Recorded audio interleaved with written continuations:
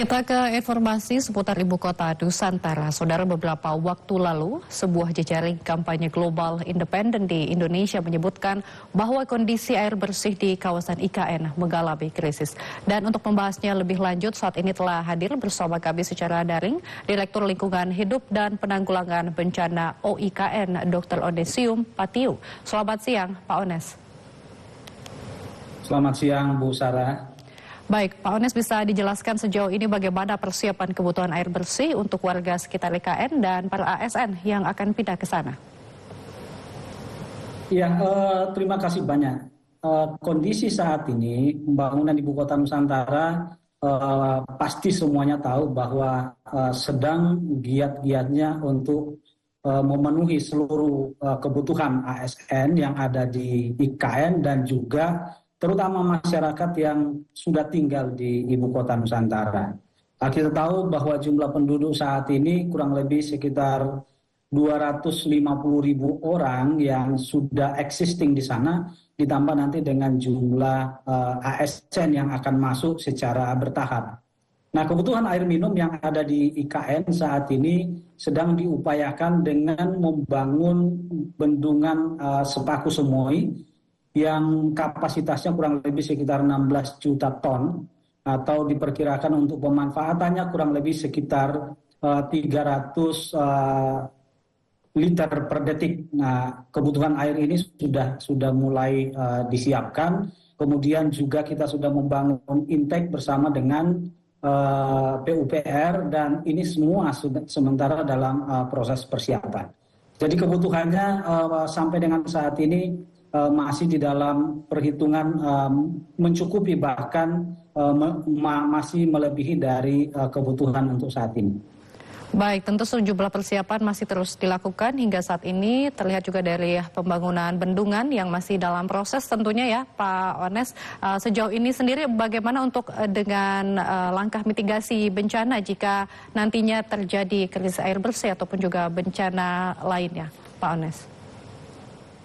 Ya, otorita ibu kota Nusantara bersama-sama dengan seluruh kementerian terkait, kementerian lembaga terkait untuk betul-betul melakukan identifikasi. Ini yang penting harus kita lakukan adalah identifikasi terkait dengan kebutuhan dasar khususnya air. Nah, saat ini kami sudah melakukan banyak kegiatan-kegiatan untuk memenuhi hal tersebut. Salah satunya adalah melakukan identifikasi terkait dengan potensi sumber air yang ada di ibu kota Nusantara dan di sekitarnya. Nah, salah satu yang nanti akan kita bangun juga adalah bagaimana membangun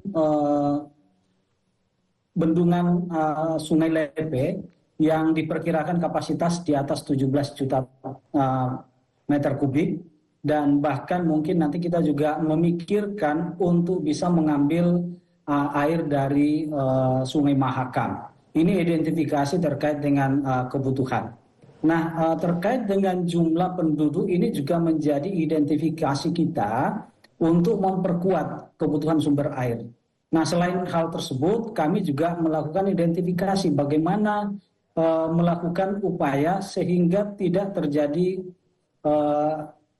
air aliran permukaan atau runoff, sehingga seluruh air yang akan jatuh di wilayah ibu kota Nusantara kita harapkan kita bisa tangkap pada musim hujan dan kita bisa manfaatkan pada musim kemarau. Baik, Pak Ones, lalu bagaimana dengan mitigasi bencana jika nantinya terjadi banjir atau juga luapan air sungai ataupun juga air hujan di sekitar IKN, Pak Ones? Ya, Nusantara sudah memiliki konsep bahwa ibu kota Nusantara dibangun dengan prinsip forest city, di mana 75%-nya adalah wilayah terbuka atau hijau terbuka dan 65%-nya ini kita tetapkan sebagai kawasan lindung, sehingga hal ini sangat mendukung di dalam ketersediaan air. Yang kedua adalah bagaimana kita menyiapkan terkait dengan skenario sebagai Spawn City, bahwa seluruh tadi bagaimana kita menangkap air hujan sehingga pada musim kemarau ini bisa kita manfaatkan. Kita juga sedang membangun bangunan yang namanya green building, sehingga seluruh air yang nanti jatuh di bangunan itu akan bisa kita tampung dan kita akan manfaatkan ulang. Selain itu juga kita akan melakukan yang namanya pemanfaatan air limbah. Kita akan proses sehingga kita bisa manfaatkan untuk nanti kebutuhan-kebutuhan lain. Misalnya untuk penyiraman, untuk pemadaman kebakaran, dan lain sebagainya. Baik Pak Ones, jadi artinya informasi ataupun isu yang beredar yang menyebutkan bahwa kondisi air bersih di kawasan IKN mengalami krisis ini tentunya tidak benar ya Pak Ones? Kita tidak bisa menyalahkan konsep orang melihatnya dari sisi yang mana. Bahwa kita harus tahu bahwa wilayah ibu kota Nusantara saat ini memang kita sedang berbenah. Tetapi mereka juga harus melihat dari apa yang sudah dilakukan oleh pemerintah. Kalau kita lihat bahwa wilayah ibu kota Nusantara beberapa minggu yang lalu juga dikatakan kekurangan air, sering terjadi banjir. Ada beberapa saat ini juga beberapa genangan.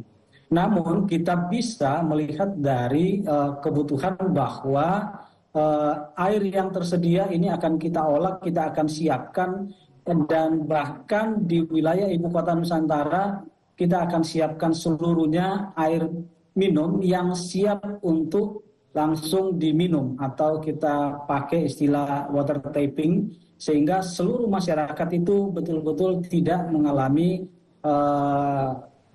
krisis air di ibu kota Nusantara. Jadi kami sangat-sangat yakin bahwa Ibu kota Nusantara pasti akan memenuhi seluruh kebutuhan dasar, khususnya air minum di Ibu kota Nusantara. Baik, Pak Ones, terakhir singkat saja bagaimana dengan harapannya untuk pembangunan IKN ke depannya, khususnya juga untuk suplai air bersih di Ibu kota Nusantara ke depannya, Pak Ones? Ya, pastinya adalah bahwa tanggung jawab pemerintah dalam hal ini otorita Ibu kota Nusantara untuk memenuhi kebutuhan air bersih yang ada di ibu kota Nusantara. Kita melakukan percepatan di dalam pembangunan infrastruktur yang tadi ada bendungan, terus ada intek sepaku. Bahkan kami juga sedang membangun beberapa bendungan,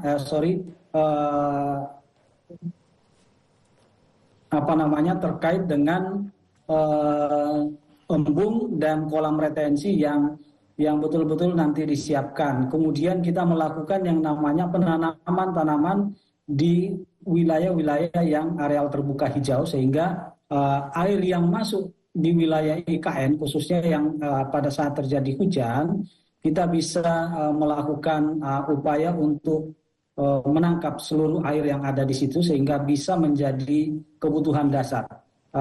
Terus kemudian pastinya kita akan mendorong, istilah kita adalah bahwa bagaimana membangun Spawn City yang ada di ibu kota Nusantara.